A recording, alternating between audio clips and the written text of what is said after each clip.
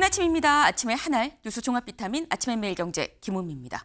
오늘은 저희가 조금 전에 들어온 속보 먼저 좀 전해드리도록 하겠습니다. 조금 전 우리 시각 새벽 6시가 조금 지나서 트럼프 대통령이 자동차 관세를 공식 발표했습니다. 일괄적으로 25% 물리겠다라고 얘기를 했다라는 거죠. 며칠 전 현대차가 미국에 31조 원 투자하겠다라고 발표를 했는데 외국산 자동차는 모두 25% 관세 물릴 거다라고 예외 없이 얘기를 했다라는 겁니다. 기대했던 예외는 없었습니다만 하지만 아직 남아있는 게 있죠. 다음 달 2일 상호 관세를 발표할 거다라고 이미 예고를 했습니다.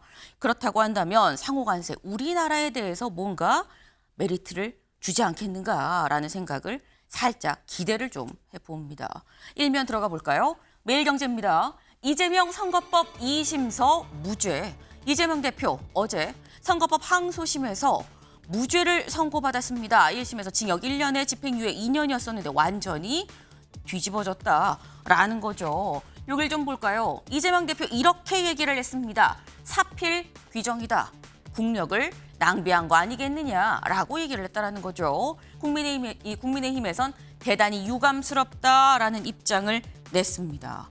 이재명 대표의 무죄, 이재명 대표의 어떤 정치적인 이 부분으로 보면 다음 기사를 좀 볼까요?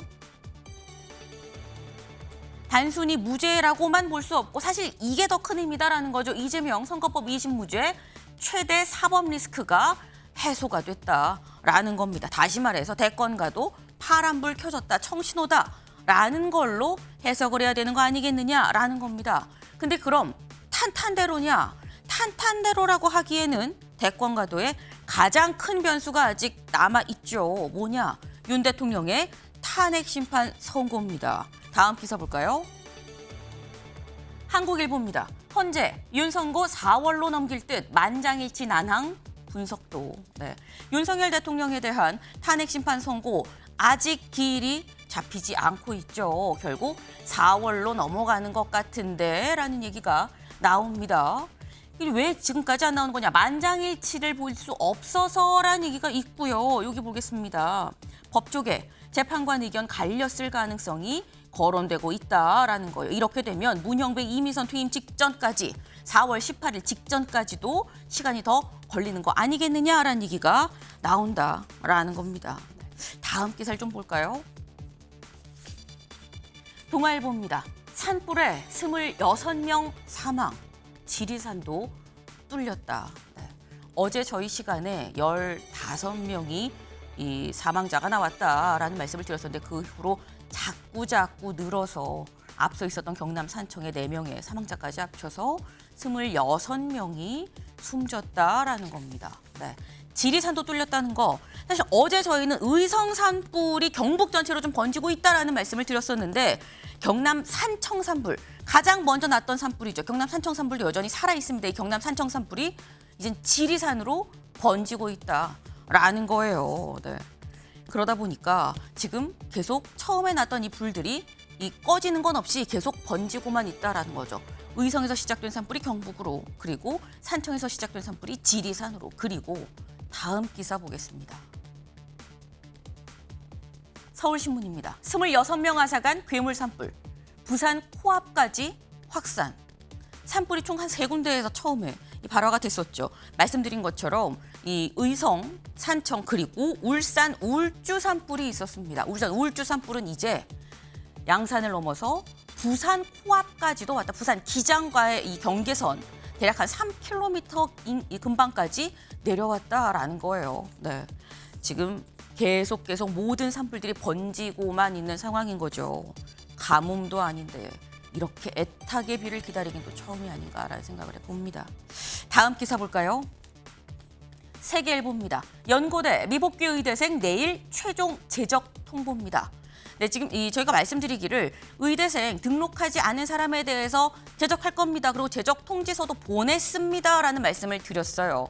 최종 그 시한이 내일이라는 거죠. 내일 최종 재적을 통보할 거다. 내일까지 일단 등록하지 않은 미복귀자에 대한 상담을 진행하고 끝까지 복귀하지 않는다고 하면 이 재적 통보를 하겠다라는 취지로 지금 보입니다. 네. 근데 여긴 지금 연대 고대만 나왔죠. 서울대의 등록 시한은 오늘입니다. 오늘이 등록 시한. 여길 좀 같이 볼까요?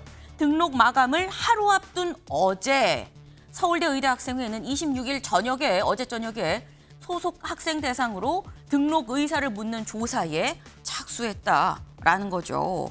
이거 등록할 겁니까? 안 할 겁니까? 하고 싶어요? 안 하고 싶어요?를 물었다라는 건데 의사를 물어본다는 거, 의사를 반영할 생각이 있으니까 물어보는 거겠거니라는 좀 희망적인 생각을 가져봅니다.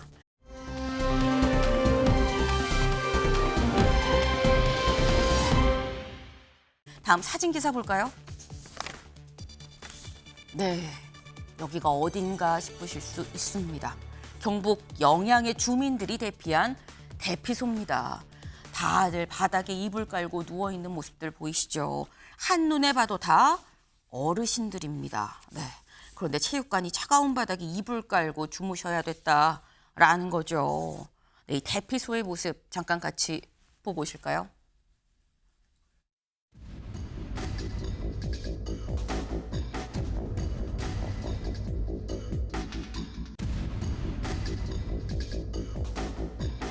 나를 이해 안 오면은 할매 다 죽는다 그러면서 억지로 데려놓고 우리 집 다 타버렸다. 내가 걱정이 돼가지고 내 마음이 걱정이 돼가 내가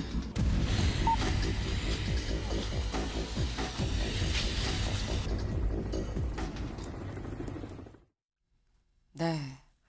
지금까지의 집계된 산불로 인한 이재민이 2만 8천 명이라고 합니다. 네. 지금 뭐 이 집을 버리고 나올 수밖에 없는 분들인 거죠.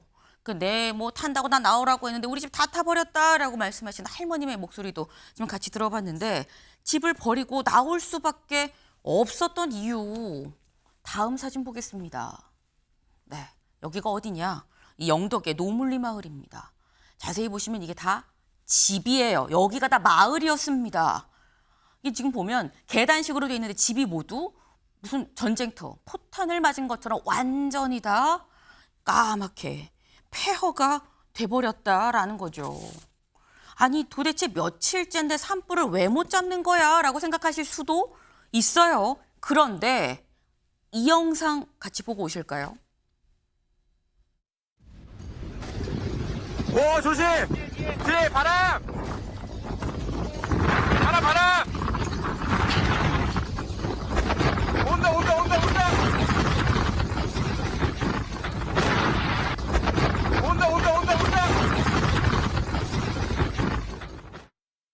네, 보셨나요? 바람이 이렇게 거셉니다.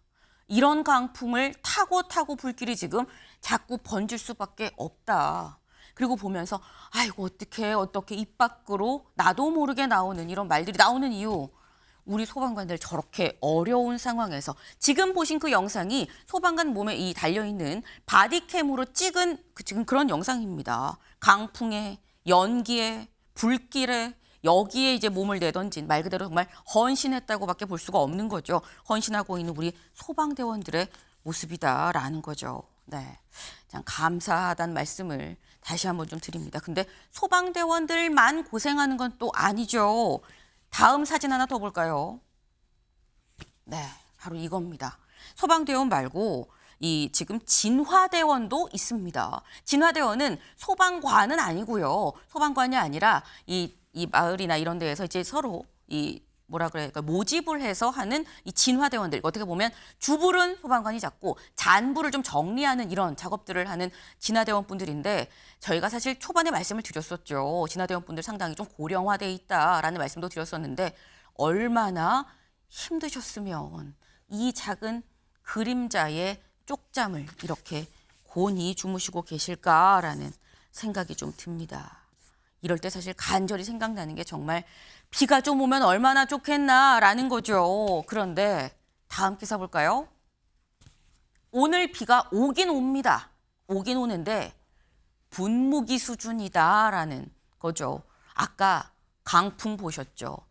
뒤다 뒤에서 바람아 라는 얘기.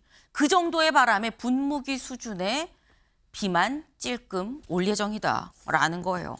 하늘이 좀 야속하다라는 얘기를 이럴 때 쓰는 게 아닌가라는 생각이 드는데 일단 불은 계속 번지고 있는 그런 상태입니다. 때문에 일단 인근에 계신 주민분들 그리고 혹여나 산불이 있는 지역을 지나가시게 피치 못하게 지나가시게 되는 분들은 이거 참고하시라고 저희가 좀 갖고 왔습니다. 다음 기사 볼까요? 중요합니다. 네. 산불 때 물 있다고 계곡으로 가서는 안 된다. 연기를 가둬서 더 위험하다. 사실 이번 산불에 생존하신 분들 중에는 아니 산불이 너무 심해서 차 버리고 옆에 있는 냇가로 가서 목만 꺼내놓고 겨우 버텼어요 라는 분들도 있었어요. 그래서 산불이 나면 근처에 있는 냇가로 가서 풍덩 빠져서 목만 내놔야겠구나라고 생각하실 수도 있는데 그러면 사실 안 되는 거다라는 거죠. 그분들은 그 방법밖에 없어서 어쩔 수 없이 그렇게 했던 건데 이 산불이 났다고 물 있는 쪽으로 가서 일부러 계곡을 찾아가선 안 된다라는 겁니다. 여기를 좀 보겠습니다. 산불이 나면 일단 집에 있을 때는 전등을 켜고요. 커튼은 떼야 된다. 탈수가 있으니까. 그리고 미리미리 비상용품을 좀 챙겨놓는 건 당연해 보이고요. 창문 닫고 가스 밸브를 잠가라. 그리고 대피소 위치를 찾고 주민센터에 도움을 요청하고 그리고 주변에 물을 뿌려놔야 된다고 합니다. 불이 붙지 않도록. 그리고 진입로에 언제든지 바로 차가 나갈 수 있게 주차를 진입로 쪽으로 해놓는 게 좀 중요하다라는 거. 그럼 산에 가서 야외에서 맞닥뜨리면 어떡합니까? 여기를 좀 보겠습니다. 불의 위치 반대로 큰 도로, 개활지를 찾아서 좀 대피를 하시라. 그리고 119에 신고를 당연히 해야 되는데 신고하면서 멈추고 있으면 안 된다. 계속 이동을 하면서 신고를 하시라. 그리고 이 부분도 중요해 보입니다. 침엽수가 화렵수보다 더 잘 타죠. 이 침엽수, 그러니까 뾰족뾰족한 소나무, 잣나무들 이런 게 더 잘 타니까 그런 걸 피해서 화렵수, 이파리가 넓은 것들이 있는 그런 나무들이 있는 숲 쪽으로 이동을 하는 게 낫다라는 겁니다. 그리고 계곡에 머무르지 말고 능선을 따라 하산을 해라. 피할 곳이 없으면 어떡해요? 그럴 때는 정말 어쩔 수 없을 땐 바위 뒤에 몸을 숨겨라 라는 게 조언입니다. 잘 좀 염두에 두시라고 저희가 거듭거듭 좀 강조를 해드려요. 네. 지금 산불이 계속 번지고 있는 와중이기 때문에 알고 계셨다가 안전을 제일 최우선으로 신경을 좀 쓰셔야 되겠다라는 말씀을 드립니다. 아침에 매일경제 뉴스 종합 비타민 언제나처럼 TV로 좀 크게 보시다가요. 궁금한 점 유튜브 댓글로 남겨주시면 같이 좀 얘기를 해보겠습니다. 함께 해주실 분들 소개합니다. 안녕하세요. 네, 반갑습니다.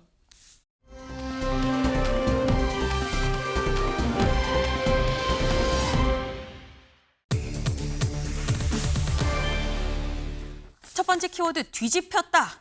무엇이? 보겠습니다. 이재명 선거법 2심 무죄. 뒤집혔다라는 거죠. 1심에서 징역 1년, 집행유예 2년이었는데 무죄로 뒤집혔다라는 겁니다. 네.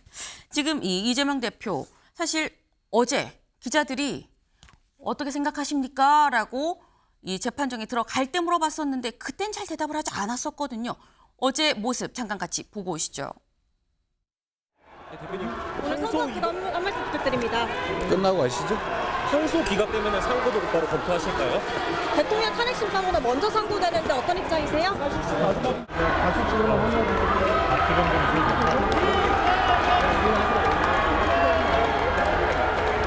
진실과 정의에 기반해서 제대로 된 판결을 해주신 재판부에 먼저 감사드립니다. 근데 이 많은 에너지가 사용되고 국가 역량이 소진된 것에 대해서 참으로 황당하다는 생각이 듭니다. 그 역량을 우리 산불 예방이나 아니면 우리 국민들의 삶을 개선하는 데 썼더라면 얼마나 좋은 세상 됐겠습니까? 이제 검찰도 자신들의 행위를 좀 되돌아보고 더 이상 이런 국력 낭비하지 않기를 바랍니다. 사필 규정. 의원님들 너무 밀리고 있습니다.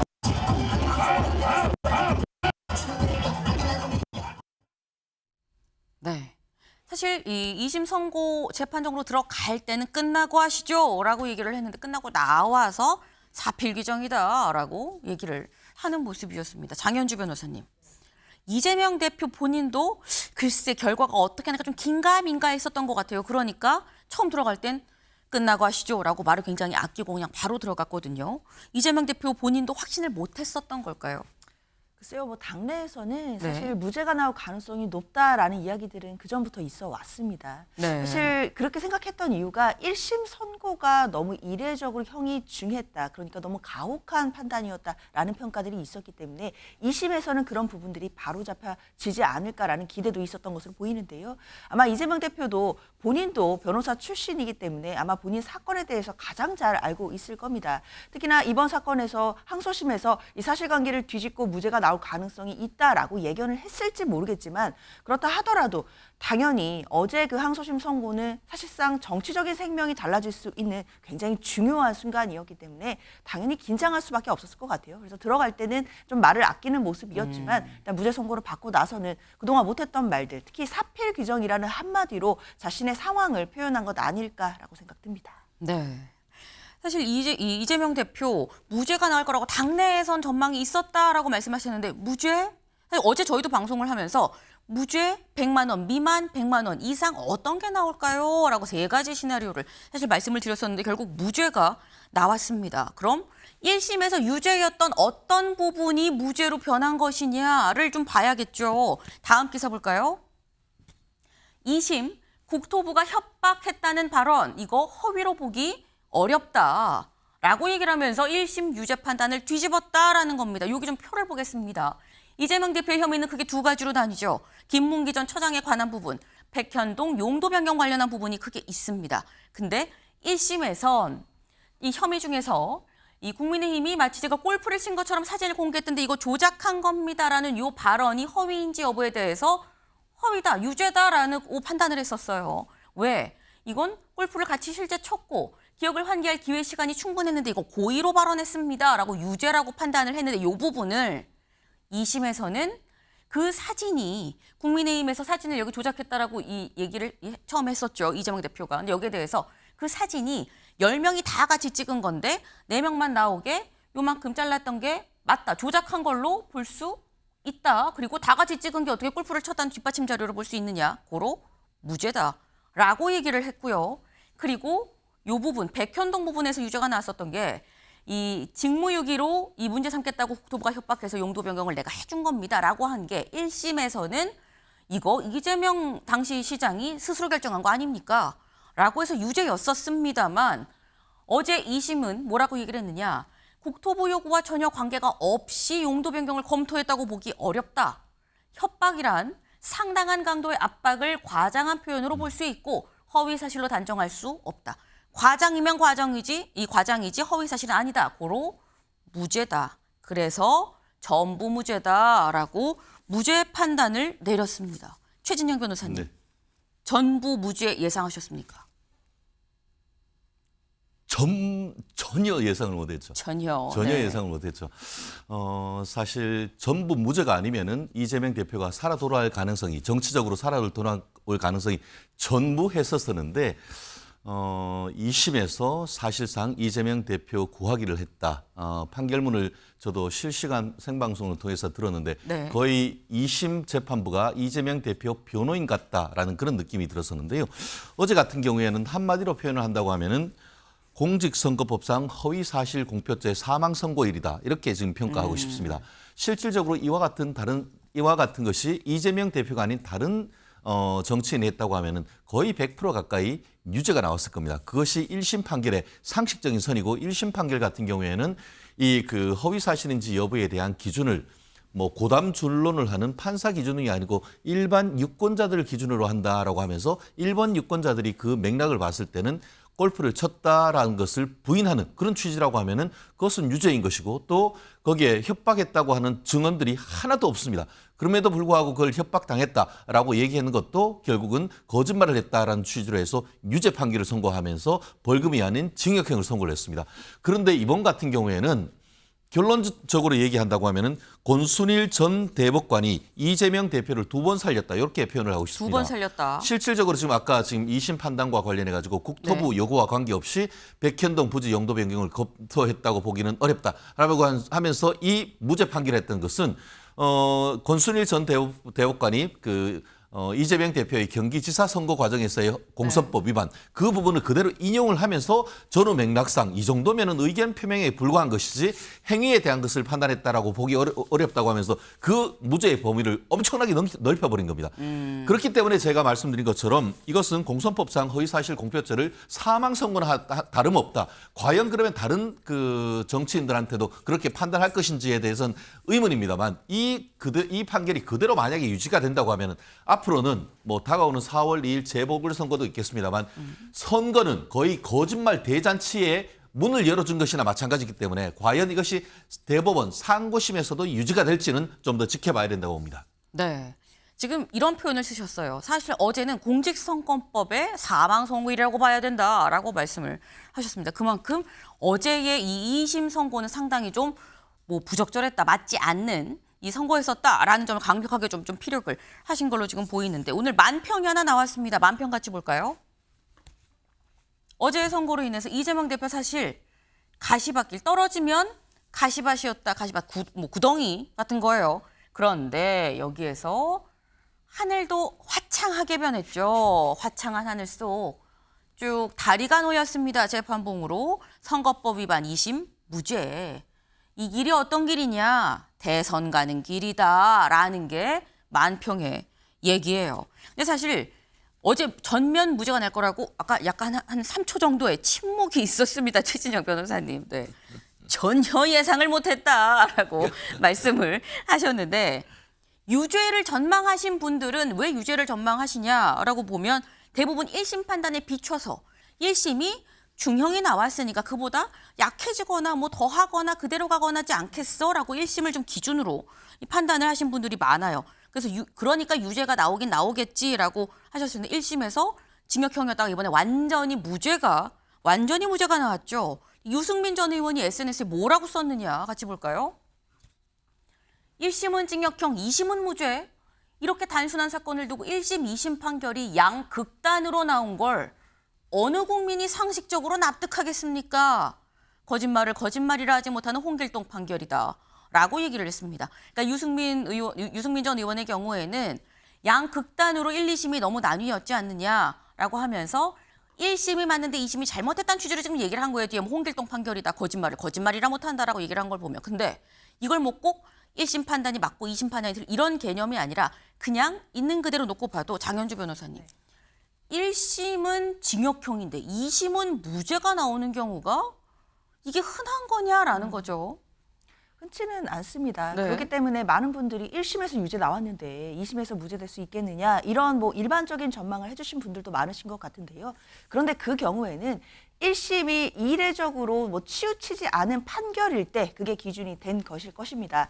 그러나 사실 민주당 입장에서는 그리고 많은 국민들이 보시기에는 사실 대선에서 패배한 후보에 대해서 그것도 주관적 인식의 문제인 기억의 문제에 대해서 사실 허위사실 공표죄로 실형 그리고 집행유예 2년이 나온다라는 부분은 좀 납득하기가 어렵다라는 평가들이 많았거든요. 그렇기 때문에 1심 사실 판결 자체가 좀 이례적이었고 지나치게 엄혹했던 것 아니냐라는 판단이 있었기 때문에 저는 2심에서 그런 부분을 바로잡았다라고 보이는데요.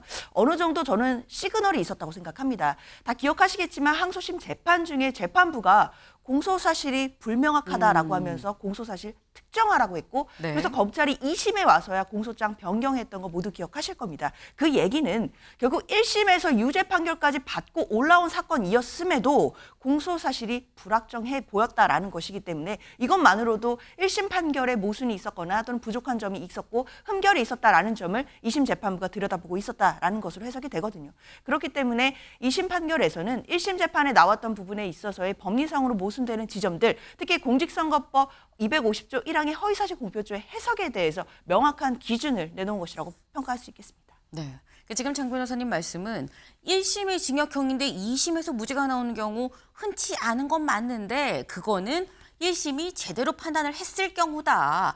1심이 제대로 판단을 안 했기 때문에 2심에서 제대로 판단을 한 거다라고 유승민 전 의원과도 반대되는 2심 재판부가 제대로 했다라는 이런 또 말씀을 지금 하셨어요. 1심에서 징역형의 집행유예를 받았는데 2심에서 무죄가 나온 경우 그러니까 무죄로 뒤집힐 확률이 대략 1.7%라고 합니다. 21년, 22년, 23년을 좀 이 세 개 년도를 기준으로 봤을 때 그렇다고 하는데 이재명 대표는 이 1.7%에 드는 사례가 됐다라는 거죠. 근데 관련해서 그 여기에 들어야만 해. 왜? 이렇거든이라고 말한 사람이 있습니다. 누군지 들어보시죠. 그러니까 20차례가 넘게 공문으로 요구를 하고 그 대통령이 특별히 요구를 하는데 거기에 대해서 압박을 안 받았다. 이것도 잘못된 말이고 압박이라는 말을 협박이라고 표현한 것이 그게 표현의 과장이거나 순간적인 표현의 실수일 수는 있지만 거짓말일 수는 없는 거 아니겠습니까? 1심에서 징역형의 집행유예 이상이 나왔는데 2심에서 무죄로 뒤집힌 경우가 1.7%. 통계상 상당히 좀 낮은 수치거든요. 예. 그래서 1.7% 안에 드실 수 있을 것인가? 예, 이런 사건이 바로 1.7% 안에 들어야 할 대표적인 사례라고 봅니다. 네. 그러니까 이재명 대표의 사건이 1.7%에 들어가야 할 대표적인 사건이다라고 얘기를 하면서 이게 압박을 협박이라고 표현한 건 과장일 수 있지만 그 자체가 거짓말은 아니지 않느냐라고 지금 얘기를 했어요. 근데 재판부가 어제 뭐라고 얘기를 했느냐 이렇게 얘기를 했습니다. 성남시는 공공기관의 용도 지역 변경과 관련해 장기간에 걸쳐 다각도로 압박을 받았다. 협박은 상당한 강도의 압박을 과장한 거라고 볼 수 있지 허위 사실로 거짓말로 단정하긴 어렵다라고 얘기를 했습니다. 굉장히 비슷하죠. 이 얘기인즉슨 뭐냐, 최 변호사님. 이게 지금 재판부도 똑같은 논리로 지금 무죄를 선고했다라는 거. 이 얘기는 이재명 대표 측의 논리가 온전히 다 인정이 됐고 반면에 검찰 논리는 전혀 인정이 되지 않았다. 설득을 못했다라는 얘기가 될 수 있는 거거든요. 어제는 1차적으로 공선법상 허위사실 공표죄에 대한 사망선고일이고 2차적으로는 형법상 협박죄에 대한 사망선고일이었습니다. 이제 협박해봤자 그거 저는 그냥 상당한 강도의 압박으로 좀 압박만 얘기하는 것이지 그건 협박이 아니에요 라고 할 수 있는 단초를 마련해 준 것 아니겠습니까? 그것도 서울 고등법원 재판장님들이 했기 때문에 앞으로 이제 나 그거 협박했는 거 아니고요. 그냥 상당히 그냥 내가 하고 싶은 말을 조금 더 강하게 얘기했을 뿐이에요. 라고 하면 누가 협박죄로 처벌받겠습니까? 말씀하신 것처럼 지금 그 이재명 대표는 변호사입니다. 변호사라고 한다고 하면은 어떤 압박을 받았다거나 뭐 했던 부분을 한마디로 협박이다라고 표현할 수 있는 거예요. 그거를 사실에 관한 것을 평가했다고 하는 거죠. 결국 내가 사람을 죽였다라고 해서 해야 되는 것이 아니고 살인했다라고 해도 일반적으로 그냥 행위에 대한 그냥 평가적 표현을 했다고 일반적으로 지금까지 다 봐왔습니다. 그런데 내가 협박당했다라는 의미를 이분이 몰랐겠습니까? 그렇지만 어땠습니까? 지금까지 수십 명의 증인들이 나와서 국토부 측 어떤 공무원도 협박한 적이 없다라고 하고 있고 이 그 성남시 측 같은 경우에도 압박받은 적 없다. 거기다가 객관적 물증으로 그 부분에 질의를 했더니만 국토부에서 그 지자체에서 저기 판단하면 되십니다라는 객관적 물증이 있는데 그것에 대해서 협박을 받았다라는 것이 거짓말이 아니다, 허위 사실이 아니라고 한다고 하면은 어떻게 이게 일반인으로서 받아들일 수가 있겠습니까? 그렇기 때문에 어제는 첫 번째는 이재명 대표만을 위한 테일러메이드한 판결이었다. 그렇게 평가를 합니다. 네. 처음에 선거법 사망의 날이었다라고 했는데 협박죄 사망의 날이었다. 뭐 이런 말씀을 또 덧붙이셨어요.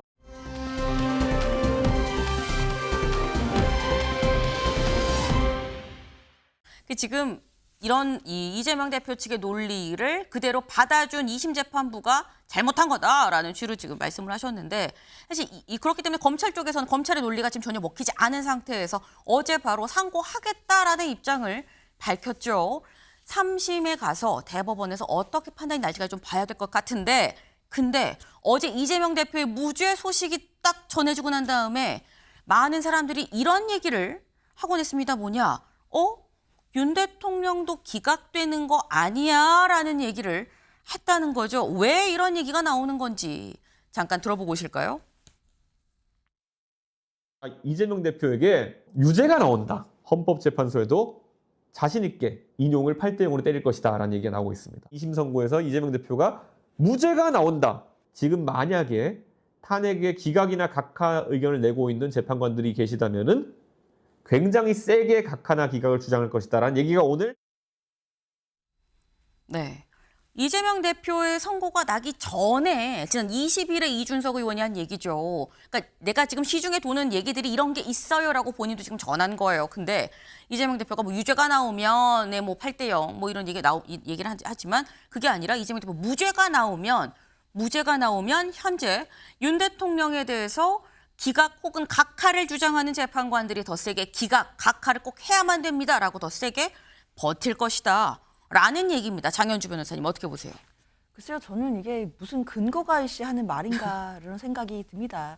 그러니까 각자의 처한 상황이나 또는 주관적인 기대나 뭐 네. 정치적인 이해관계에 따라서 그런 주관적인 부분들이 투영이 돼서 나오는 어떤 분석이나 전망일 뿐인 것이지, 그러니까 한마디로 정치권에서만 나올 수 있는 분석일 뿐입니다. 사실 법조계에서는요, 그리고 법적 절차로 봤을 때는 이재명 대표의 항소심 선고와 윤석열 대통령의 탄핵 선고가 어떤 관련이 있겠습니까? 전혀 관련도 없는 것이고 그냥 단순히 우연히 시기가 조금 겹쳐서 이제 대통령의 탄핵 선고도 얼마 있다 나오지 않겠느냐의 정도만 예상을 할 수 있을 뿐이지 내용적으로 전혀 변수가 될 수 없다라는 것은 너무나 당연할 것입니다. 뭐 특히 대통령의 구속이 취소가 돼서 석방이 된 그런 변수라든지 아니면 이재명 대표가 무죄를 받았다든지 이런 것은 그냥 외부적인 변수일 뿐인데 이것 자체가 헌법재판관의 어떤 탄핵 선고의 심증에 영향을 미칠 리는 만무한 것이고요. 저는 정치적인 그냥 해석일 뿐이고, 그리고 뭐 이준석 대표는 뭐 이재명 대표가 무죄 받았으니까 대통령이 기각될 가능성이 높다라는 뭐 얘기를 들으셨다 했지만 네. 사실 또 정치권에는 이재명 대표가 유죄가 만약에 선고를 받으면 민주당이 여론전에서 궁지에 몰리게 될 것이고 그럼 그 기세를 몰아서 탄핵이 기각될 가능성이 높다라는 얘기도 돌았었거든요. 아하. 사실 양쪽 얘기 모두 다 그 뭐 특별한 근거가 있었다라기보다는 정치권에서만 나오는 그런 특유의 그런 분석들이 아닌가라는 생각합니다. 네. 그러니까 지금 말씀은 이재명 대표의 선거권과 이 선거 사건과 윤석열 대통령의 탄핵 심판이 완전히 다른 건인데 이걸 같이 붙여서 생각하는 건 정치공학적인 생각인 거지 실질적으로 법조계에선 전혀 그런 생각을 하지 않고 있다라고 말씀을 드렸어요. 근데 이준석 의원의 얘기는 사실 이런 거죠. 이준석 의원의 얘기는 만약에 이재명 대표가 무죄를 받으면 그럼 헌법재판관들이 이걸 보고 본인들의 판단에 반영을 할 거다라는 얘기인 겁니다. 그리고 여기에는 전제가 헌법재판관들 사이는 이견이 분분하다. 결론을 내지 못하고 윤 대통령에 대해서 지금 이견이 분분하다라는 전제가 깔려 있는 건데, 근데 다음 기사를 하나 볼까요? 현재 윤 선고 4월로 넘길 듯 만장일치 난항 분석도. 네. 지금 일단 4월로 넘어갈 것 같은데라는 말이 굉장히 많이 나오고 있어요. 왜? 아직도 선고기일 지정을 못했기 때문입니다. 사실 이번 주 금요일에 날 것 같았으면 어제까지는 최소한 이틀 전에 어제는 선고기일이 언제입니다라고 발표가 나야 되는데 어제도 발표 없이 넘어갔다. 그런 얘기는 이번 주 금요일도 아니고 그 뒤다 4월 아니야 라는 얘기가 그래서 나온다는 거죠. 그럼 왜 4월로 넘어가냐 이겁니다. 법조계 재판관 의견 갈렸을 가능성 거론. 재판관들의 의견이 지금 모이지 않고 있다라는 거예요. 근데 이게 바로 최진영 변호사님, 이준석 의원이 전제로 깐 게 바로 이 부분인 거거든요. 의견이 갈리고 있을 때 헌재에서 이재명 대표의 이 선고 결과를 염두에 두고 본다면 이럴 수 있는 거 아니야라는 사실 그런 시나리오입니다. 저는 개인적으로 이준석 의원의 결론에는 굉장히 공감합니다만 그 네. 이유에 대해서는 조금 다른 취지로 말씀드리고 싶은데요. 네. 우리 장 변호사님 같은 경우에도 뭐 별 관계는 없을 것이다라고 하지만 그 어제 판결의 취지는 상당 부분 헌법재판소 재판관님들한테도 영향을 미칠 가능성이 있다라고 해석을 합니다. 왜냐하면은 어제 같은 경우 어떻게 했습니까? 의심스러울 때는 피고인의 이익으로 네. 결국은 여러 가지 논란이 있기 때문에 이것은 이렇게 할 수도 저렇게 할 수도 있다고 하면은 그러면 피고인의 이익으로라는 형법상 최종적인 원칙을 얘기를 했습니다. 그렇게 하면서 허위사실 공표죄와 관련되는 구속 여건을 굉장히 협소하게 정말 어떻게 보면 이만한 것을 이만한 콩알만큼 그렇게 축소하게 해서 해석을 했는데요. 네. 그렇다고 하면은 이것은 뭐냐? 실체적 진실 발견보다는 적법 절차 보장에 방점을 찍었다. 이렇게 얘기를 할 수 있습니다. 그것은 헌법재판소에서 내란죄 성립 여부와 관련해서 똑같은 논리가 적용될 수가 있습니다. 무슨 말씀이냐? 내란죄가 국헌문란 또는 국토 참전의 목적이 있어야 되는데 그런 부분을 상당 부분 축소해서 해석하고 나아가 폭동과 관련해 가지고 한 지역의 어떤 그 치안을 이 사실상 어떻게 보면 흐트러질 정도의 폭행이냐 폭동이냐 이런 부분에 대해서도 상당히 축소를 하면은 과연 15명, 16명이 국회 본회의장, 국회 안으로 들어간 것을 폭동으로 볼 수 있느냐 이런 부분과 굉장히 맞닿아 있습니다. 그렇기 때문에 지금 적법 절차를 굉장히 중시하고 또 증거 능력에 대한 어떤 판단을 상당히 엄격하게 해석하며 내란죄의 성립 요건을 축소해서 해석한다고 하면은 이 또한 의심스러울 때는 피청구인에게 이익으로라고 해서 윤석열 대통령에 대한 청구를 각하 내지 기각하겠다는 의견이 나올 수가 있습니다. 그렇다는 점에서 어제 있었던 판결은 네. 사실상 헌법재판관님들의 심증 형성에 상당 부분 영향을 미칠 수 있다라고 저도 예상을 하고요. 다만 그 판결 선고는 아직까지도 오리무중이다 그렇게 봅니다. 네. 결론은 오리무중이지만 어쨌거나 이준석 의원이 얘기한 부분은 결과론적으로는 맞다. 그러니까 이 헌재에서 정치적으로 정무적인 부분을 고려를 해서 윤석열 대통령의 탄핵 심판을 좀 더 기각을 주장을 하고 각하를 주장하고 하는 부분은 아니지만 의심스러울 땐 피고인의 이익으로라는 이런 부분을 그대로 보고 판단을 한다면 그렇다면 기각 가능성이 더 높다는 거 아니겠느냐라는 말씀을 하셨어요. 네. 근데 지금 이 대체 윤석열 대통령, 이재명 대표의 선고와 윤석열 대통령의 선고 이 두 개가 사실 정치권의 가장 큰 변수였었는데 하나는 어제 나왔죠. 그리고 남은 게 윤석열 대통령의 선고인데 대체 이 선고가 언제 나는 거냐라는 겁니다. 여기에 대해서 난 4월 11일에 나올 것 같아. 난 여기 한 표라고 얘기한 사람이 있습니다. 누군지 들어보시죠. 대통령 탄핵 심판 선고가 이번 3월 28일을 넘어갔고요. 특히 다음 주 금요일 4월 4일까지도 저는 힘들다고 봅니다. 그러면은 4월 18일 문영배 이미선 재판관 퇴임 직전에 이루어질 수 있다. 그래서 4월 한 11일 정도가 되지 않을까. 저 혼자는 이런 생각을 합니다. 네, 윤상현 의원은 내가 봤을 땐 4월 11일 날 선고할 가능성이 가장 높다라고 얘기를 합니다. 근데 윤상현 의원이 본인 스스로도 얘기를 하는 부분이 뭐냐. 내가 윤 대통령 구속 취소된다고 했지? 라는 거예요. 나 맞췄지? 라고 얘기를 합니다. 그리고 또 하나. 내가 한덕수 총리 7대1로 기각난다고 했지? 맞췄잖아. 라고 얘기를 하고 있거든요. 그렇다고 한다면 결과는 4월 11일에 실제로 윤 대통령의 선고가 나는 것이냐라는 겁니다. 장 변호사님. 글쎄요, 저는 윤상현 의원이 뭘 맞췄다 뭐 이런 얘기들이 지금 나오고는 있는데 네. 저는 이것도 사실은 주관적인 기대에 따라서 예측을 했던 것이 결과론적으로는 좀 맞아 들어간 것 아니겠느냐라고 생각합니다. 그게 아니고 사실 어떤 구체적인 정보나 근거를 가지고 예측을 했다라고 하면 그게 더 큰 문제 아니겠습니까? 사실상 헌재가 얼마나 보안을 유지하면서 평의를 거치고 있는데 이런 결과들에 대해서 본인이 만약에 정보를 통해 예측을 했다. 이거는 더 큰 문제가 될 것 같기 때문에 그렇게 보지는 않고요. 그냥 본인의 나름대로의 어떤 정치 경력에서 쌓아온 부분으로 예측을 했던 것이 결과론적으로는 맞은 것 같은데 그렇기 때문에 이 선고 날짜도요. 사실 금요일 기준으로 보면 3월 28일, 4월 4일, 4월 11일 이렇게 세 개가 남거든요. 네. 4월 18일은 아시다시피 두 재판관이 이제 퇴임을 하는 날짜이기 때문에 어려울 것이라고 본다면 3월 28일, 4월 4일, 4월 11일 이 금요일 세 개 중에 가장 늦게 나오는 날이 4월 11일입니다. 네. 그렇기 때문에 저는 윤상현 의원이 4월 11일을 말씀하시는 게 아닌가라는 생각이 드는데 그렇기 때문에 대통령의 선고가 빨리 나와야 된다라고 주장하시는 분들은 네. 3월 28일에 나와야 된다라는 주장 아직까지 나오고 있는 것이고요. 적어도 다음 주 내로는 선고가 나와야지만 우리나라가 지금 극한의 갈등과 대립으로 치닫고 있는데 이런 부분들을 마무리하고 통합할 수 있는 출발점이 될 수 있을 것 같습니다. 네. 지금 장 변호사님은 어떻게 이렇게 좀 하다 보니까 결과론적으로 4월 11일이 다른 이 예측도 맞고 다음 금요일 중에 뭐 찝다 보면은 4월 10일이 제일 늦으니까 4월 11일 얘기한 거 아니야라고 말씀을 하셨어요. 근데 사실 윤상현 의원이 승률이 100%는 아니긴 합니다. 왜? 요거는 또 틀리긴 했어요. 무슨 얘기인지 들어보실까요? 예. 근데 저는 이렇게 판단하건데 네. 제 개인적으로 1심 선고 네. 벌금 100만 원 넘을 것 같습니까? 대승현크님 어떻게 보세요?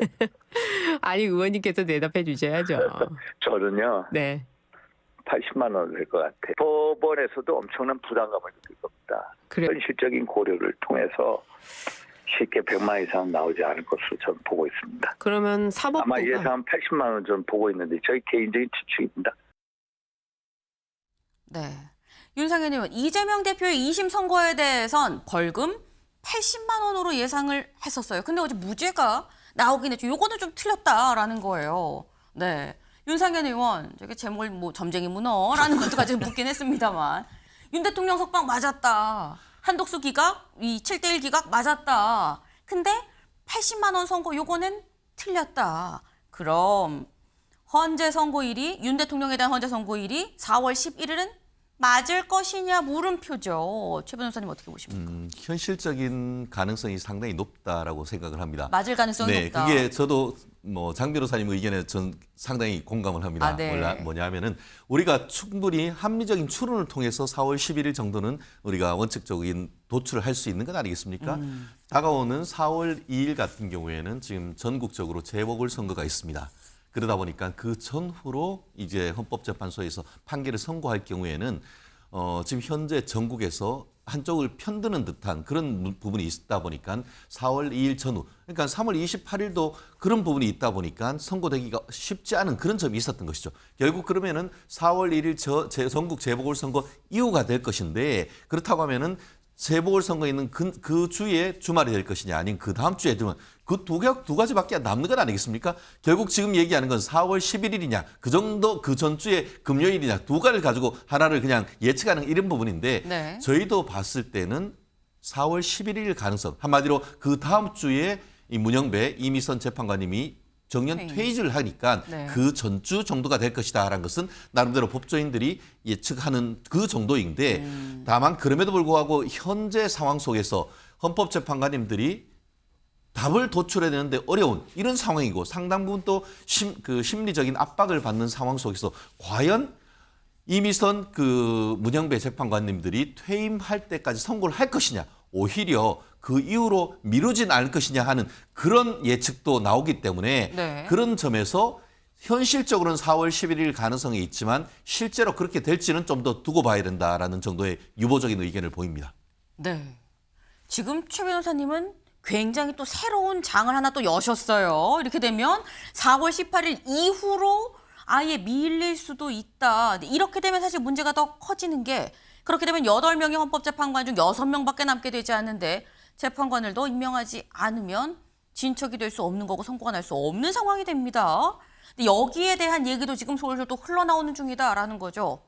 이재명 대표의 선고는 났는데 윤석열 대통령의 선고는 아직 미정인 상태.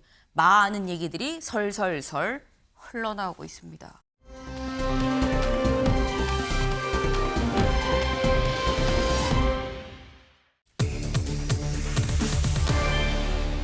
청신호입니다. 기사 같이 볼까요? 기사 회생한 이재명, 사법 리스크 부담 덜고 대권 가도 청신호다.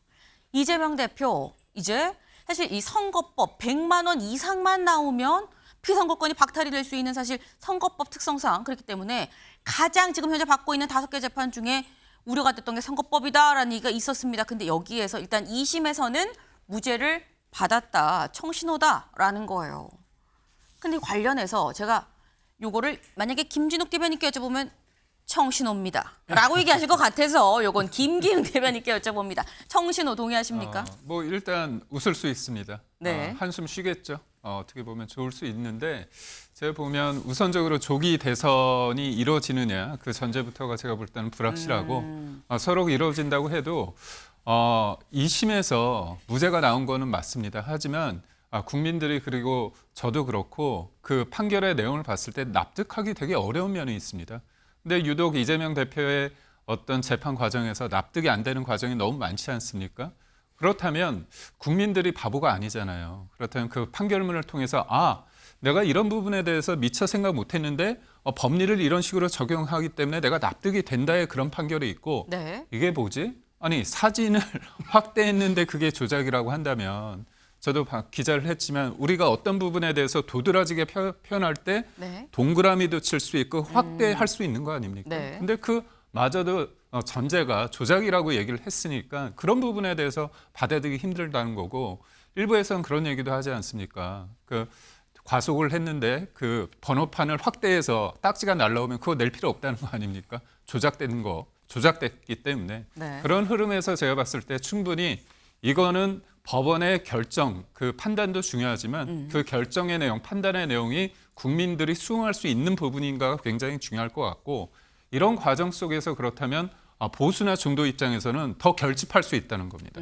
도리어 더 결집할 수 있고 또 하나 저도 어제 이제 주진우 의원의 얘기를 보고 되게 납득이 가는 게 이게 유죄가 아니라 무죄잖아요. 네. 그렇기 때문에 이재명 대표 입장에서는 상고를 할 수 없다고 합니다. 네. 그렇다면 상고장을 제출한 기간이 7일, 그다음에 상고 이유서를 제출 기한이 20일이라는 거죠. 네. 그럼 27일 동안 이재명 대표가 사실상 할 수 있는 게 없어요. 그래서 검찰이 상고를 하면 그때부터 실질적으로 할 수 있다는 겁니다. 이른바 한 달이 침대 축구를 할 수 있는 기간이 없어진 거예요. 그래서 대법원이 만약에 이 네. 부분에 대해서 유죄 취지로 파기환송된다고 한다면 이거는 3개월이 아니라 한두 달 만에도 나올 수 있는 겁니다. 그러면 서로 그거에서 최종 심의 안 나오겠지만 국민들이 볼 때는 이게 유죄가 있는 사람이 이렇게 후보로 나왔구나. 그렇다면 이재명 대표에게 있어서는 이게 더 불리한 상황이 됐다. 이렇게 봅니다. 네. 지금 말씀은 이번에 나온 2심 결과를 도저히 납득을 할 수가 없다라는 취지로 말씀을 하셨어요. 그리고 청신호 지금은 웃겠지만 곧 그 미소 사라질 겁니다라는 취지로 지금 말씀을 하셨는데 김준욱 대변인님. 좀 국민의힘은 좀 한 가지만 하셨으면 좋겠다라는 생각이 들어요. 이 선택적인 승복, 선택적인 불복, 그리고 검찰은 또 선택적인 즉시 항고 이런 거 하니까 국민들한테 비판받고 지탄받는 겁니다. 지금 이재명 대표에게 국민의힘이 과도한 기대감을 갖고 있었던 거예요. 1심에서 윤상현 의원도 얘기했지 않습니까? 벌금 80만 원 정도면 충분하다라고 예상했었던 사람들도 국민의힘에서 있었던 거 아닙니까? 그런데 어떻게 나왔어요? 징역형을 구형하고 선고했단 말이죠. 이것이 비정상적이었던 것이고 어제 항소심에서 이 비정상을 바로잡았다 이렇게 평가할 수밖에 없는 겁니다. 어제 권성동 원내대표가 오전까지만 해도 이재명 대표를 향해서 항소심 결과에 무조건 승복해라 라고 하시더니 본인이 오후에 불복하시더라고요. 이런 거 그리고 특히 재판부를 정치적 성향대로 판단했다라고 비판하시는데 그런 식으로 사법부를 모욕하시면 안 된다 이런 말씀 꼭 드리고 싶습니다. 네. 국민의힘은 한 가지만 해라. 왜 자꾸 선택적으로 이랬다 저랬다 하는 거냐라는 말씀을 또 하셨어요. 네. 이게 지금 이재명 대표 일단 선거법에 대해서 2심에서 무죄가 나왔죠. 하지만 일단 검찰에서 바로 즉각 선고를 하겠다라고 얘기를 했기 때문에 3심을 좀 보긴 봐야 되는 건데 이재명 대표가 사실 지금 선거법 말고도 다른 받고 있는 이 재판이 있습니다. 4개가 더 있죠. 다음 기사를 좀 볼까요? 위증교사, 대북송금 등 재판 남아있지만 이 대선가도에는 지장 없을 것이란 관측이 있다라는 게 한국일보의 기사예요. 이재명 대표가 선거법을 제외하고도 지금 위증교사, 대북송금 등 4개가 더 있다. 그 4개가 뭐냐? 이걸 좀 보겠습니다. 지금 이 4개는 어느 정도까지 지금 진척이 있는 것이냐? 일단 위례대장동, 백현동, 성남FC는 1심 재판부가 지금 교체가 돼서 시간이 좀 걸리는 상황입니다. 그리고 위증교사 부분은 1심이 이미 나왔고요. 다음 달 1일에 2심의 두 번째 공판 준비길, 2심이 이제 막 시작하는 초반 단계다라는 거죠. 그리고 대북송금은 이번에 이 이재명 대표가 이 미송달 받지 않는 그런 부분에 이 법원에서 보냈지만 이걸 받지 않고 있어서 그래서 계속해서 절차가 중단돼 있는 상태다라는 거예요. 그리고 법인카드 유용 부분, 요거는 지금 1심의 초반 공판 준비기일이 이제 막 시작할 예정이다라는 겁니다. 이걸 보면 지금 일단 선거법 말고 다른 4개는 좀 시일이 상당히 걸릴 것 같다. 그러니까 만약에 조기 대선이 열린다고 하면 단기간에 60일 안에 쭉 열리는 건데 그 안에는 또 다른 변수가 있을 것 같진 않다라는 겁니다. 네. 이걸 보면 사실 국민의힘 입장에선 김기영 대변인님, 네. 국민의힘 입장에서 아까 보수가 더 결집할 수 있다라고 말씀을 하셨습니다만 뭔가 다른 이재명 대표가 사실 선수로 나올 게 사실 약간 좀 명약관화해지는 약간 그런 부분인 거거든요. 다른 뭔가 대안이나 생각이 있는 거냐라는 거죠. 우선적으로 이제 재판 과정에서 네. 문제가 있는 부분이 언론을 통해서 보도가 된다면 그런 과정 속에서 예를 들어서 위증교사는 위증을 했다는 사람은 있지만 교사는 아니라는 거 아닙니까? 그렇다면 위증을 하고 자백까지 한 사람이고 녹취록까지 있는데도 불구하고 그거에 대해서 우리가 받아들이기 힘든 어떤 부분이 있는데 그와 관련해서 이제 항소심 재판 과정에서 나오는 그런 여러 가지 상황을 봤을 때 지금보다도 전 충분한 어떤 증거가 있다고 보는데도 불구하고 좀 더 확실한 증거가 나온다고 한다면 국민들이 그거를 판단을 하겠죠. 그리고 만약 조기 대선 국면으로 간다면 네. 사법 리스크는 사법 리스크대로 유지되는 거고요. 그걸 떠나서 이제 정책적인 대결을 할 수밖에 없는 거고 저는 어제 그리고 이 1년에 그 30번의 어떤 탄핵을 지금 하고 있지 않습니까? 근데도 불구하고 또 31번째 이른바 쌍탄핵을 준비하고 있지 않습니까? 지금은 이재명 대표 입장에서는 본인의 사법 리스크를 또 떠나서 대통령을 빨리 탄핵시키기 위해서 마은혁 후보자를 사실상 꽂아 넣고자 하는 그런 일련의 흐름을 보이고 있습니다. 그런 과정 속에서 국민들이 볼 때 이게 본인의 어떤 대통령 욕심 이것뿐이 없구나 그런 생각을 할 수밖에 없거든요. 그래서 저희는 만약에 조기 대선 국면이 이루어진다면 네. 정책적인 어떤 부분과 그런 선의의 경쟁을 통해서 할 수밖에 없죠. 현실적으로. 정책적인 부분이나 다른 이재명 대표의 2심 판단이 맞지 않았다는 뭐 그런 부분을 더 적극적으로 얘기할 수밖에 없지 않겠느냐. 만약에 조기 대선이 열린다면이라는 전제를 이런 조건을 달고 말씀을 지금 하셨어요. 그런데 이재명 대표 사실 어제 무죄 선고에 굉장히 1심에서 이렇게 뒤집어졌네라고 많이 이게 놀란 부분도 있었겠지만 이재명 대표의 전체 이 정치 인생이라고 봐야 될까요? 이걸 보면 계속 뭔가 깜짝 놀라는 일의 연속이었다라는 거죠. 다음 기사 보겠습니다. 법원이 4번 살려준 이재명. 시장, 도지사 거쳐서 대통령을 향해 질주하고 있다. 4번? 4번이 뭐야? 라고 생각할 수 있어요. 여기 좀 볼까요? 이재명 대표를 기사회생시킨 법원이라고 해서 2018년 5월에 친형 강제 입원 부분으로 인해서 경기도지사 후보 토론회 발언이 문제가 됐었는데 이때 대법원에서 2심 판결을 깨고 무죄 취지로 파기환송이 됐죠.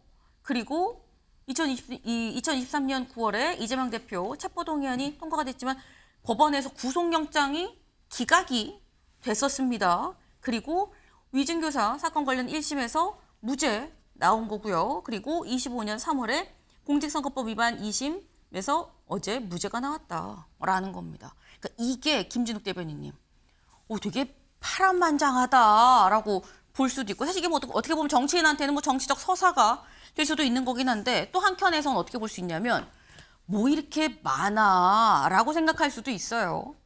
뭐 이렇게 많아라고 생각할 게 아니고 지금 제목이 법원이 4번 살려줬다고 하는데 네. 제가 볼 때 또는 저희 민주당이나 많은 국민들이 볼 때는 검찰이 4번이나 이재명 대표를 죽이려고 했던 거 아니냐, 정치적인 살인을 하려고 했던 거 아니냐 이렇게 생각하시는 국민들도 상당히 많으실 거다라고 봅니다.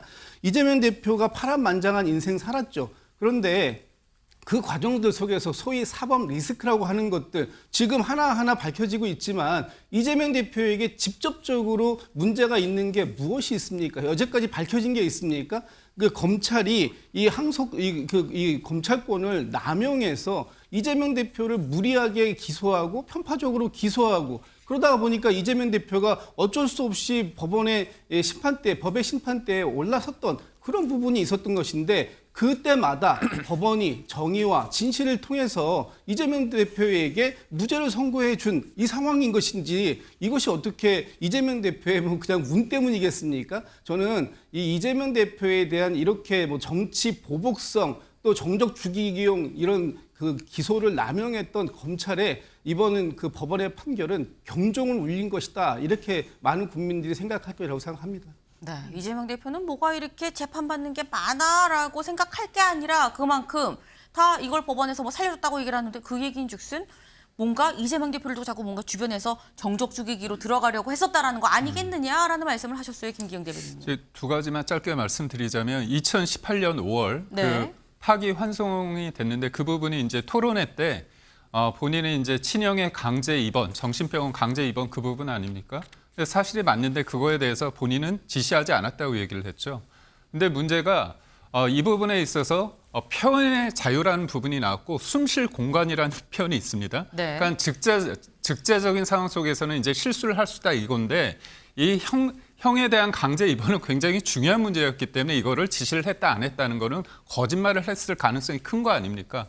그런데도 불구하고 2심의 벌금 300만 원인데 그거에 대해서 어떻게 보면 제가 볼 때는 상상하기 힘든 어떤 논리를 만들었는데 그 논리를 주도적으로 만든 사람이 누구냐?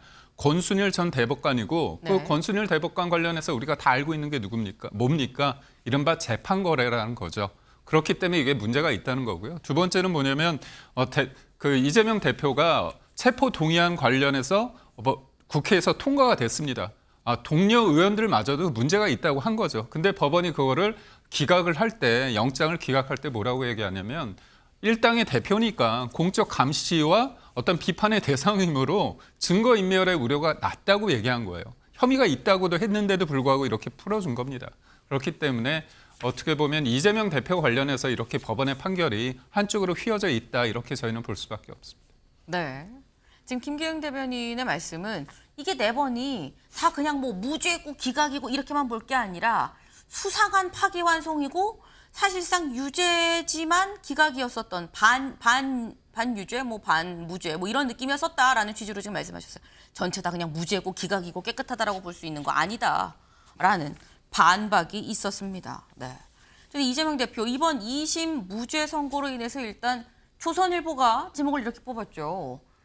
시장 도지사 거쳐 대통령 향해 질주하고 있다라는 거. 근데 이렇게 질주하고 있는 이재명 대표를 보면서 국민의힘은 어떤 생각을 하고 있을까요? 다음 키워드로 넘어가 봅니다.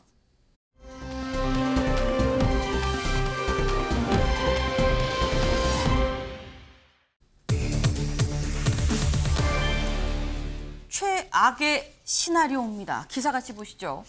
반격 벼르던 최악의 시나리오 당혹스러워하고 있다라는 겁니다. 권성동 원내대표 얘기 잠깐 들어보고 오실까요? 허위사실 공표로 수많은 정치인들이 정치 생명을 잃었는데 어떻게 이재명 대표는 같은 사안임에도 불구하고 무죄를 선고할 수 있는지 제가 법조인의 입장에서 봐도 아무리 생각해도 이해할 수가 없습니다. 합리적인 상식을 가진 법관이라면은 이러한 판단을 내릴 수 없다고 봅니다. 그 판사들의 개인적인 성향이 직업적인 양심을 누르고 판결에 반영된 것으로 볼 수밖에 없습니다. 저는 대법원에 가면 반드시 파기 환송될 것이라고 확신하고 있습니다. 네, 권성동 원내대표 판사의 개인적인 성향이 직업적 양심을 누르고 판결에 반영이 된 거라고밖에 볼 수가 없다. 이거 대법원 가면 무조건 파기환송이다라고 얘기를 했습니다.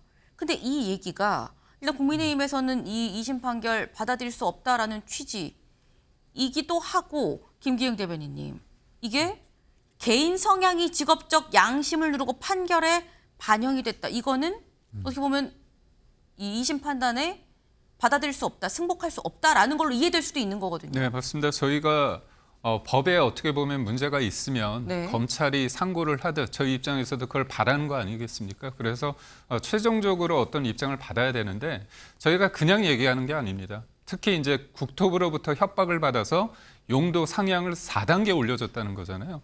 건설업을 하시는 분들이나 요즘은 이제 부동산에 대해서 관심이 있기 때문에 자연 녹지에서 준주거 녹지로 4단계가 되면 수천억의 어떤 돈을 버는 거고 실제로 3천억의 어떤 이득이 생겼다는 거 아닙니까? 그러니까 이른바 그 백현동 관련해 가지고 로비스트를 쓴 거잖아요. 그 사람이 누굽니까?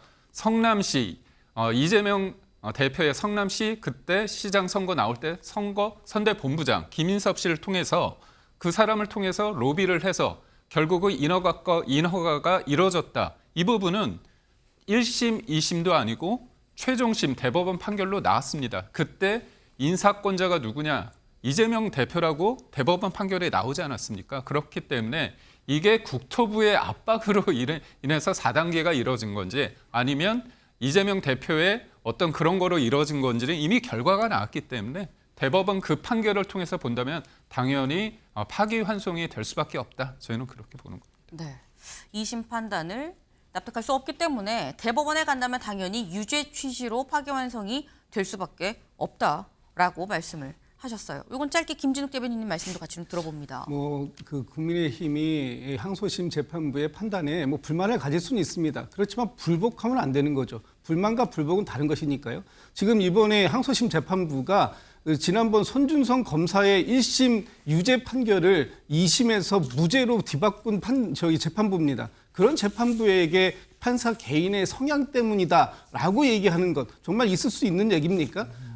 법리가 잘못됐다, 잘못 적용됐다 이런 식으로 얘기를 할 수 있어도 어떻게 판사의 성향을 거들먹거리면서 비판할 수 있는지 저는 도저히 납득할 수 없다고 생각하고 법치주의를 바로 세우겠다라는 게 보수라면 보수에서는 좀 제발 이 재판부의 판단에 대해서 존중하는 모습을 먼저 보여주시기 바란다 이런 말씀 드리고 싶습니다. 네, 승복을 해야 된다라는 이런 주제 말씀을 또 하셨어요. 그런데 국민의힘이 당혹스러울 수 있는 거는 이해가 되는데 당혹스러운 사람 여기도 사실 또 있습니다. 당혹스러운데 이제는 약간 관심에서 좀 멀어지는 거 아니야라는 우려마저 갖고 있는 데도 있다. 다음 기사 볼까요? 입지 좁아진 비명계입니다. 일부 주자는 경선 포기를 검토하고 있다라는 거죠. 어제 이재명 대표의 무죄가 선고되고 난 다음에 비명계 이른바 대권 주자들, 잠룡들 SNS에 글을 올렸습니다. 뭐라고 올렸느냐? 김부겸 전 총리 다행입니다. 당원으로서 한시름 덜었습니다. 김경수 전 지사 이재명 대표 2심 무죄 사필 규정입니다. 위로와 축하를 드립니다. 그리고 김동연 지사 사필 규정입니다. 라고 얘기를 했습니다. 축하합니다. 한시름 덜었습니다. 다행입니다. 라고 얘기를 하긴 했습니다만 아까 저희 기사에도 나왔죠. 일부 주자는 경선 포기도 검토하고 있다. 김진욱 대변인님. 혹시 조기 대선이 만약에 열린다면 이재명 대표의 추대로 가는 거 아니야? 라는 얘기도 어제 살짝 나왔어요. 그렇게 가지는 않을 것 같습니다. 네. 조금 추대라는 것은 다른 후보들이 없을 때 하는 거 아닙니까? 지금 우리 당내에는 앞으로 조기 경선, 대선이 벌어졌을 때 경선에 참여하겠다라는 뜻을 가지신 분들이 여러 분 계신 걸로 알고 있고 이분들 또한 상대가 검찰에 의해서 쓰러지는 상태에서 그걸 밟고 가겠다 이런 생각하는 것이 아니라 오히려 공정한 경쟁을 통해서 승리를 해보겠다라고 하는 노력들 이런 부분들에 대해서는 충분히 하실 것 같고요.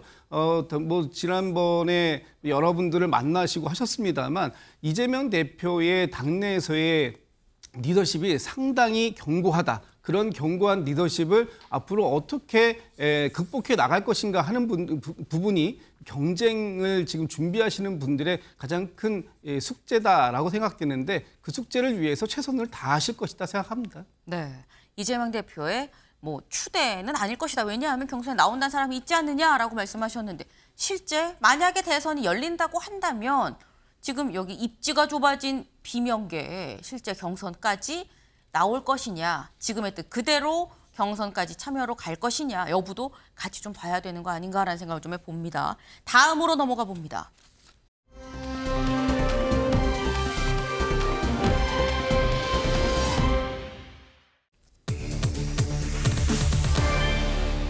돈 버는 방법입니다. 귀가 솔깃해지는 내용이죠. 돈 버는 방법 보겠습니다.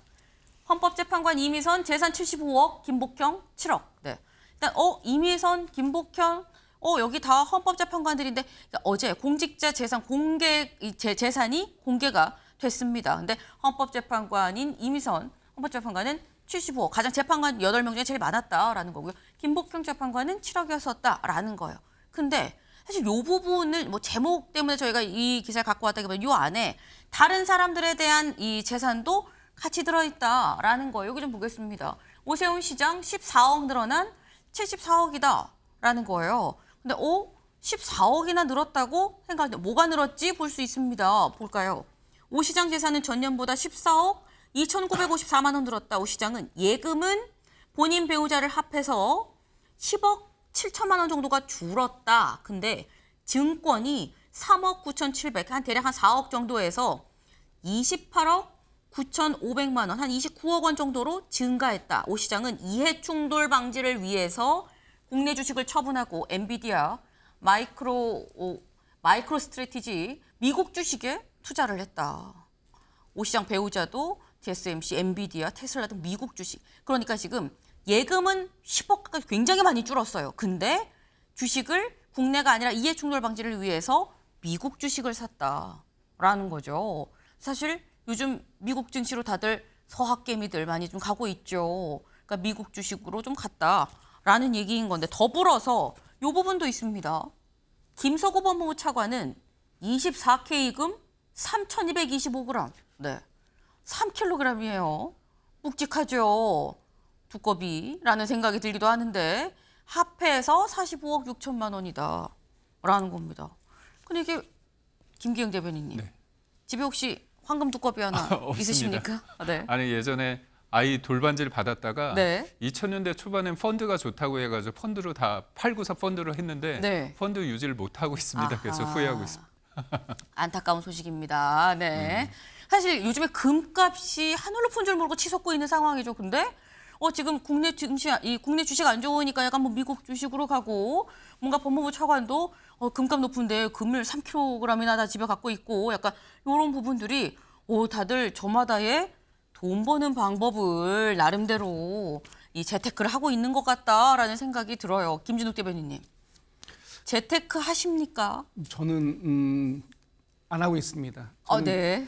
저희 아버님께서 내가 스스로 노력해서 번 거 외에 그 다른 그 부는 남의 것이다라고 생각하고 살라는 말씀을 주셨기 때문에 저는 그 흔한 복권 한 장 사지 않고 있는데 이분들을 보니까 네. 대체적으로 보면은 다 미국 주식인데 첨단 기술주에다가 투자를 많이 하셨더라고요. 역시 요즘에는 돈을 벌려면 주식을 해야 된다라는 교훈을 얻게 되는데 저도 이제부터 주식을 좀 배워봐야 되나 이런 생각이 좀 드는 시간입니다. 네. 지금까지 나는 복권 한 장 사지 않았다라고 말씀을 하셨는데 이번에 공개된 재산들 다음 기사를 좀 보겠습니다. 국회의원 재산 평균 26억. 물론 이 26억에는 너무 많은 사람은 좀 빼야 돼요. 고액자산가 안철수, 박덕흠 여기는 좀 빼고 평균을 냈을 때 26억이다라는 겁니다. 옛날에 정몽준 의원도 단 한 번도 포함이 된 적이 없었죠, 평균에. 부동산 열세 채, 비트코인, 페라리를 신고한 사람도 있더라. 부동산 열세 채, 박민규 의원, 비트코인, 유동수 의원, 그리고 페라리 신고 고동진 의원이었다라는 겁니다. 약간 이색적인 이런 신고가 있었고 그리고 또 하나 이게 있어요. 국민의힘 박수민 의원 지난해와 마찬가지로 1억 원 상당의 훈민정음 해례본 대체 불가능 그러니까 NFT라고 얘기를 하죠. 훈민정음 해례본 NFT를 보유하고 있다라는 겁니다. 요거는 사실 페라리보다 좀 더 특색 있네라는 생각이 좀 드는데 김기영 대변인님 NFT를 갖고 있어요 박수민 의원이? 그러니까 이게 가상자산 관련해 가지고 네. 굉장히 관심이 많을 때 지금은 NFT 관련해서 좀 붐이 죽었습니다. 근데 2, 3년 전만 하더라도 그거에 관련해서 굉장히 가치가 커졌다. 네. 어떻게 보면 현실의 어떤 실물적인 자산을 디지털로 한 거 아닙니까? 그 네. 부분에 대해서 처음에 그런 붐이 탔기 때문에 그거를 가지고 있다는 게 가치가 큰 거죠. 그런 가치를 인정하면 그거를 또 투자하게 되는 그런 상황인데 저도 몰랐는데 이거를 훈민정음 해례본을 가지고 NFT를 만들었다고 한다면 관심은 갑니다. 근데 아무래도 이분이 제가 알기로는 박수현 의원님이 박수민 의원님이 그 경제 쪽이 좀 해박한 것으로 알고 있기 때문에 남들이 하지 않은 부분 이런 부분에 대해서 좀 선도적으로 하지 않았을까 생각이 듭니다. 네, 다양한 재산 공개를 해보니까 굉장히 많은 것들이 지금 나오고 있어요. 뭐 황금 두꺼비인지 뭔지는 알 수 없지만 황금도 나오고요, 미국 주식도 나오고 훈민정음 해례본 NFT까지 지금 나오는 그런 모습입니다. 네, 다들 저마다의 돈 버는 방법은 있다라는 거. 저희가 준비한 소식 오늘 여기까지입니다. 오늘도 좋은 하루 보내세요.